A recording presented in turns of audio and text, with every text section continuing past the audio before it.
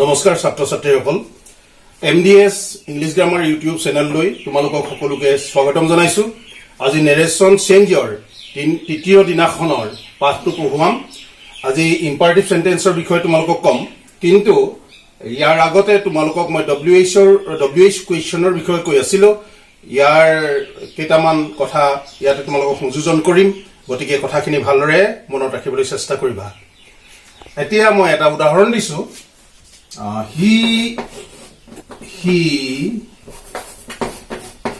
said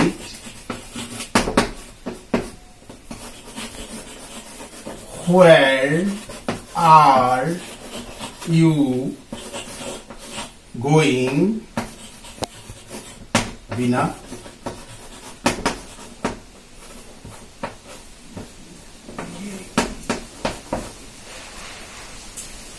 He said, where are you going, Bina? He said, where are you going, Bina? প্ৰথমতে তোমালোকে চোৱা এই reporting ক্লজটো মন কৰা he said এইটো ৰিপৰ্টিং ক্লজ এই ৰিপৰ্টিং ক্লজটোৰ অবজেক্ট নাই ইয়াত দেখা দেখি কৈ অবজেক্ট নাই যেন লাগে কিন্তু তুমি ভালদৰে মন কৰা যে where are you going, Bina? Bina বুলি সুধিছে গতিকে he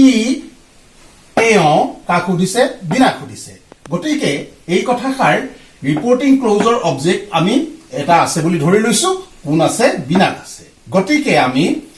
ইনডাইৰেক্ট নেৰেশ্যনত হি হিদিনাখন কৈছিলো আস্কড বা ইনকুৱায়াৰ্ড অফ দিব লাগে গতিকে হি আস্কড বিনা বুলি আমি উত্তৰটো লিখিম অৰ্থাৎ ইনডাইৰেক্ট নেৰেশ্যনটো লিখিম এতিয়া এই ডাইৰেক্ট নেৰেশ্যন হ'ল আমি ইনডাইৰেক্ট নেৰেশ্যনত লিখিম এনেদৰে হি আস্কড Bina আৰু where to ইয়াৰ কানেক্টিভ হিচাপে বহিলে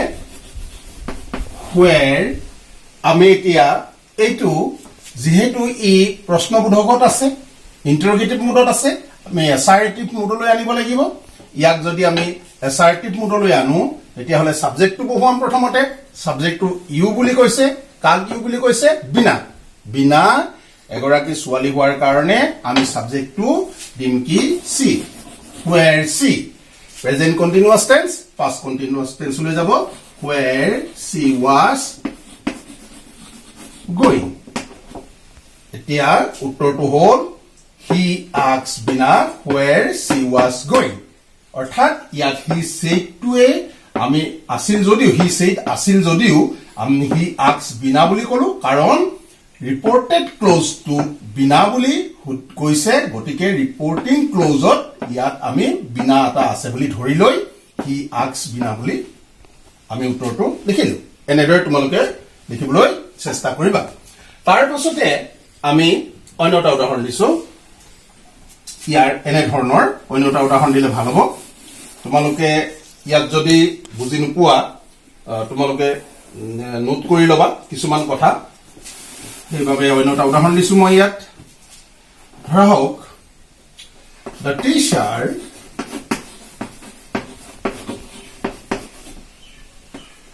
said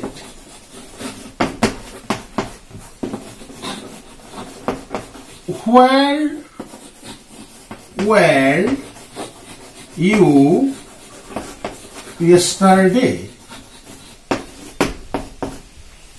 direct narration আমি এটো ইনডাইৰেক্ট কৰিব লাগে the teacher said শিক্ষকজনে কৈছিল where were you yesterday তুমি কালি ক'ত আছিলা এতিয়া আমাৰ কথা এটা হ'ল কি ইউ টু তোমালোকে বুলিও হ'ব পাৰে বা তুমি বুলিও হ'ব পাৰে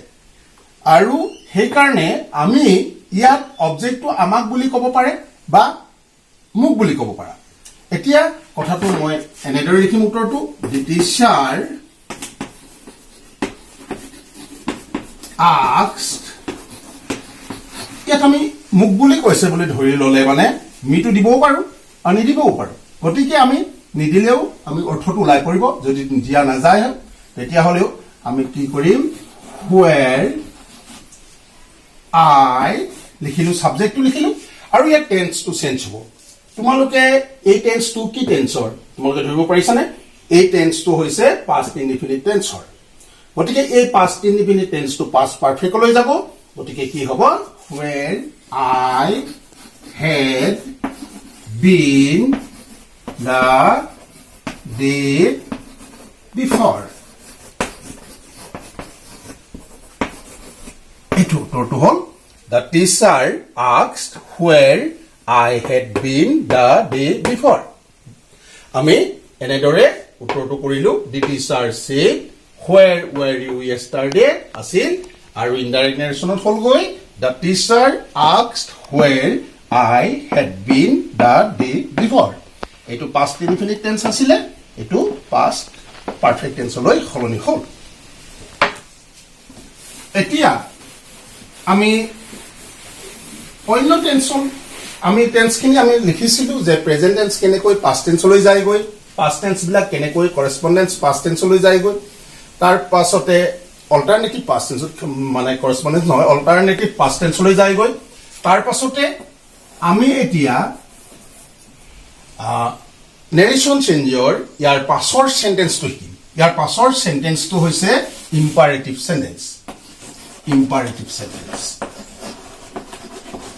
imperative sentence তোমালোকে জানা যিবিলাক সেন্টেন্সৰ দ্বাৰা আদেশ অনুৰোধ উপদেশ আদি দিয়া বুজায় তাকে imperative sentence বুলি কোৱা হয় আমি imperative sentenceত এটা কথা মন কৰিব লাগিব imperative sentenceত এটা কথা মন কৰিব লাগিব যে বাক্যটো আমি চাই ল'ব লাগিব আৰু ইয়াত ৰিপৰ্টেড ক্লজটোৱে কি বুলি কৈছে অৰ্থাৎ ৰিপৰ্টেড ক্লজটোৰ অনুসৰি আমি বাক্যটোৰ সেইড ভাৰ্বটো সলনি কৰিব লাগিব হেহে কেইটামান কথা আমি লিখি লোৱাটো ভাল ধৰা হোক আদেশ দিলে যদি বাক্যটোত আদেশ দিয়া বুজায় আদেশ দিলে আমি অৰ্ডাৰ দিম যদি সেট থাকে ই অৰ্ডাৰ লৈ পৰিণত হ'ব অৰ্থাৎ ORDERED অৰ্ডাৰলৈ পৰিৱৰ্তন হ'ব অনুৰোধ যদি কৰা হয় বাক্যটো আমি ৰিকুৱেষ্ট দিম উপদেশ যদি দিয়া হয় বাক্যটোৰ যোগেদি উপদেশ তেতিয়াহ'লে আমি এডভাইস দিম ই যদি পাষ্ট টেন্সৰ হয় এডভাইস হ'ব ৰিকুৱেষ্টেড হ'ব এনেদৰে যাব তাৰ পাছতে ক্ষমা প্ৰাৰ্থনা ইত্যাদি যদি বুজায় ক্ষমা কৰা ক্ষমা প্ৰাৰ্থনা ইত্যাদি যদি বুজায় তেতিয়াহ'লে আমি বেগ দিম এনেদৰে যদি আমি মানা কৰা বা অন্য কৰা বুজায় তেতিয়াহ'লে আমি ফৰবিড দিম এনেদৰে যাব গতিকে আমি এইকেইটা কথা মনত ৰাখিব লাগিব অৰ্থাৎ ৰিপৰ্টিং ক্লজটোৰ যেটো সেড ভাৰ্ব হ'ব তাৰ সলনি এইবিলাক বহিব অৰ্ডাৰ ৰিকুৱেষ্ট এডভাইস বেগ আদি এই ভাৰ্ববোৰ বহিব আমি একাধিক ক্ৰমে যাম আমি বাক্য কেইটামান লওঁ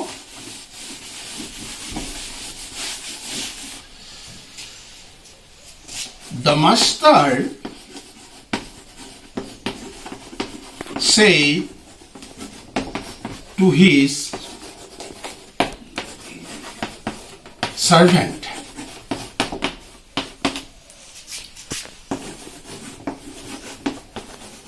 get out from here. From here. The master said to his servant, get out from here. এই বাক্যটো ডাইৰেক্ট নেৰেশ্যনত আছে আমি ইনডাইৰেক্ট নেৰেশ্যনত ইয়াক এনেদৰে কৰিম প্ৰথমতে আমি চাই লওঁ ৰিপৰ্টেড ক্লজটো চাই লৈছো আমি কি দিম master said to his servant এটো আমাৰ ৰিপৰ্টিং ক্লজ হ'ল আৰু ৰিপৰ্টেড ক্লজটো গেট আউট ফ্ৰম হিয়াৰ এটো ৰিপৰ্টেড ক্লজ হ'ল এতিয়া আমি এই ৰিপৰ্টেড ক্লজটোৰ কথাটো চাই লওঁ কি কৈছে গেট আউট ফ্ৰম হিয়াৰ অৰ্থাৎ ইয়াৰ পৰা ওলাই যোৱা ই আদেশ দিয়া ধৰণৰ হৈছে গতিকে আমি সেটটোৰ হলনি আমি অৰ্ডাৰ দিম সেটটোৰ হলনি আমি অৰ্ডাৰ দিম কেনেকৈ লিখিম the master ordered লিখিম আমি সেট ভাৰ্ব আছে ordered তাৰ পাছতে his servant লিখিম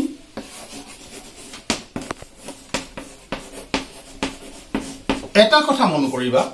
তোমালোকে যে এইটো ইম্পাৰেটিভ মুডত আছে ইয়াক ইনফিনিটিভ মুডলৈ নিব লাগিব যদি ইয়াক লৈ যাওঁ আমি সেই কাৰণে ইনফিনিটিভ মুডলৈ যদি লৈ যাওঁ আমি ইয়াত টু এটা দিব লাগিব কানেক্টিভ টু হিচাপে বহিব বুলি আমি ধৰি ল'ব পাৰো টু get out from এই here to এটা pronoun গতিকে here to there হৈ যায় here to there হৈ যায় অৱশ্যে এই কথাকাৰ ইয়াৰ পাছৰ উদাহৰণটোত মই কৈ দিম যে here to there হয় কেতিয়াবা কেতিয়াবা here to here হিচাপে থাকি যায় here to কেতিয়াবা there হৈ যায় কিন্তু কেতিয়াবা কেতিয়াবা থাকি যায় here হিচাপে এইটো কথা পাছত কম তথাপিও আমি ইয়াত there কৰিলো the master said to his servant get out from here ইয়াৰ উত্তৰটো হ'ল the master ordered his servant to get out from there এতিয়া যদি এটো এনেদৰে কৰা হয় ধৰা হোক একেটা আমাৰ ৰিপৰ্টিং ক্লজে থাকিলে the master said to his servant এটোই যদি থাকে আমি যদি এনেকে দিও do not go out now do not go out now এই বাক্যটো এতিয়া এই বাক্যটোৰ যেটো ৰিপৰ্টেড ক্লজ আছে ৰিপৰ্টেড ক্লজটো do not go out now ই বাধা দিছে আমাৰ বাধা দিয়াৰ প্ৰকাৰ বেলেগ বেলেগ হ'ব পাৰে অনুৰোধ কৰি বাধা দিয়া হ'ব পাৰে উপদেশ দিও বাধা দিয়া হ'ব পাৰে বা আদেশ দিয়াও বাধা দিয়া হ'ব পাৰে আদেশ দি থকা বাক্যও বাধা দিয়া হ'ব পাৰে আৰ বাক্যটো গতিকে আমি ইয়াত কৰিম কি ইনডাইৰেক্ট নেৰেশ্যনত আমি কৰিম এনেদৰে ইনডাইৰেক্ট নেৰেশ্যনত আমি দা মাষ্টাৰ আদেশ দিছে ordered his servant আৰু do not যদি থাকে তেতিয়া হলে আমি ৰিপৰ্টিং ক্লজ আৰু ৰিপৰ্টেড ক্লজটোৰ আগত আমি not to the not to go out now আছে আমি now to আমি হলনি কৰিম নাওটো আমি পৰিৱৰ্তন হয় প্ৰথম দিনাখনে আমি দিছিলো নাওটো দেনলৈ হলনি হ'ব গতিকে আমাৰ এই ডাইৰেক্ট নেৰেশ্যনটো হৈ গল the master said to his servant do not go out now হৈ গল the master ordered his servant not to go out then এতিয়া আমি আৰু কেইটামান বাক্য লৈ যাওঁ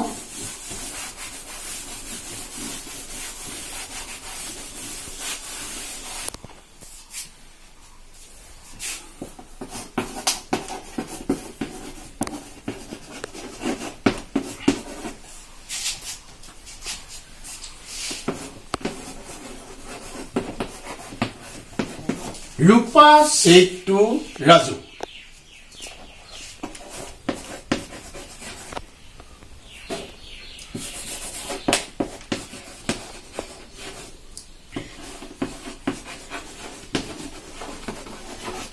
Rupa said to Raju please come here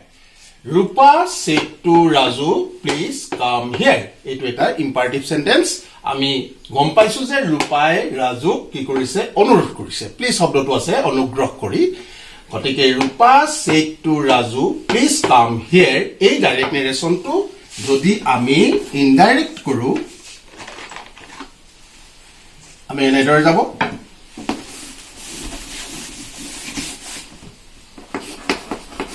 ৰূপা আমাৰ saidটোৰ বদলি আমি saidটোৰ বদলি দিম আমি অনুৰোধ কৰিছে যেহেতু আমি ৰিকুৱেষ্টেড দিম ৰিকুৱেষ্টেড ৰাজু টু লিখি এটা কথা মন কৰিবা কাম ভাৰ্বৰ লগত হিয়াৰটো আছে এই কাম এটা ভাৰ্ব ক্ৰিয়াপদ অহা গতিকে ইয়ালৈ অহা বুলি কৈছে এইটো কথা ইয়ালৈ অহা এই বাক্যটো যদি আমি কৰো ইয়ালৈ অহাটো কামটো আমি যদি গো ভাৰ্বলৈ পৰিৱৰ্তন কৰো হিয়াৰ টু দেয়াৰ কৰিব লাগিব কাৰণ তালৈ যায় হিয়াৰ মানে হিয়াৰ টু ইয়ালৈ যদি হিয়াৰ টু হিয়াৰ হিচাপে ৰখা হয় তেতিয়া হলে কামটো কাম ভাৱে এনেদৰে ৰাখিব লাগিব কামটো কাম হিচাপে ৰাখিব লাগিব যদি হিয়াৰ টু দেয়াৰ কৰো কামটো গো কৰিব লাগিব কাৰণ এইটো দুইটা প্ৰক্ৰিয়াৰে শুদ্ধ হ'ব কিয় শুদ্ধ হ'ব এই কাৰণে শুদ্ধ হ'ব ধৰা হওক ইয়াত ৰূপাই ৰাজুক কোৱা কথাষাৰ যদি ইয়াতেই কোৱা হয় এই ঠাইডোখৰতেই কোৱা হয় ৰূপাই আগতে ইয়াতেই কৈছিল যে কাম হিয়াৰ ইয়াতেই কৈছিল আৰু গতিকে তেতিয়া ইনডাইৰেক্ট নেৰেশ্যনত তেতিয়া হ'ব কি ৰূপা ৰিকুৱেষ্টেড ৰাজু টু কাম হিয়াৰ কিন্তু যদি অন্যত কোৱা যায় ধৰক অন্য কিছু দূৰত কৈছিল আমি ইয়াৰ পৰা কথাষাৰ উত্থাপন কৰিম তেতিয়া হলে কিন্তু টু গো দেয়াৰ হ'ব আমি টু গো দেয়াৰ লিখিম ইয়াত কাম ভাৰ্বটো টু গো দেয়াৰ এই কথাষাৰ তোমালোকে মনত ৰাখিবা এতিয়া আমি ৰিকুৱেষ্টেড পালো অনুৰোধ কৰা পালো আদেশ দিয়া পালো উপদেশ দিয়া বাক্য এডভাইসড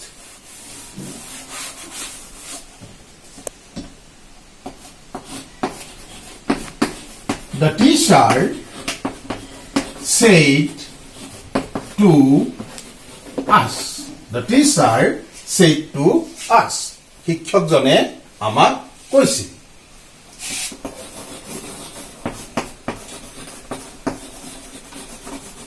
Get up early in the morning. ৰাতিপুৱা সোনকালে শুই উঠিবা in the morning. এই কথাষাৰ এটা উপদেশমূলক বাক্য বুলি যদি ধৰি লওঁ তেতিয়া হলে আমি এই সেড ভাৰ্বটোৰ সলনি আমি কি দিম এডভাইস দিম the teacher advised us আৰু ৰিপৰ্টিং ক্লোজ আৰু ৰিপৰ্টেড ক্লোজৰ দুইটা ক্লোজৰ মাজৰ আমি এটা কানেক্টিভ দিম ইয়াত টু বুলি অৰ্থাৎ আমি এইটো লিখিম এনে ধৰণৰ the teacher advised us to বাকিখিনি একে থাকিব কাৰণ ইয়াত কোনো এডভাৰ্বিয়েল অফ টাইম নাই প্লেস কোনো নাই ইয়াত একে ধৰণে থাকিব get up early in the morning early in the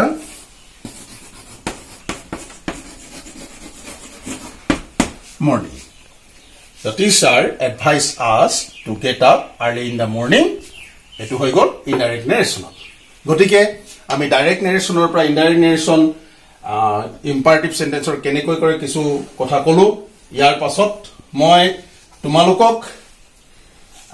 imperative সেন্টেন্সৰে আৰু কিছুমান আছে লেট যুক্ত ইম্পাৰেটিভ সেন্টেন্স আছে কেনেদৰে শিকিব লাগিব আমি লেট যুক্ত ইম্পাৰেটিভ সেন্টেন্স দুই ধৰণেৰে হ'ব কেনেদৰে হ'ব হেখিনি কৰিম তাৰ পাছত আমি অপটেটিভ সেন্টেন্সলৈ যাম অপটেটিভ সেন্টেন্সৰ পৰা এক্সক্লেমেটৰী সেন্টেন্সলৈ যাম তাৰ পাছতে আমি কিছু কথা পুনৰ আলোচনা কৰি আমি নেৰেশ্যনটো সামৰি পুনৰ অন্য এটা চেপ্টাৰ লৈ যাম আজিলৈ আমি সামৰিছো তোমালোকক অশেষ ধন্যবাদ জনাইছো তোমালোকে চাই থকাৰ কাৰণে